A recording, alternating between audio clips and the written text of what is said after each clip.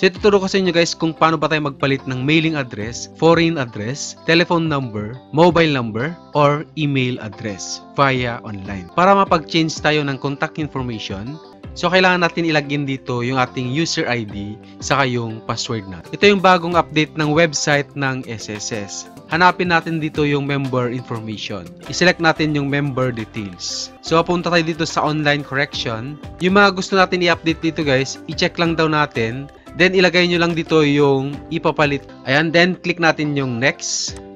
I-click natin yung submit. So kailangan natin guys i-confirm yung request natin dun sa email natin. So i-check natin yung ating email guys. So kailangan natin guys i-click to para ma-confirm natin. Click tong confirm. You have successfully confirmed your request. Ayun guys, after 2 days, meron tayong natanggap na notification from SSS. You have successfully updated your contact information. Please take note of your transaction number below.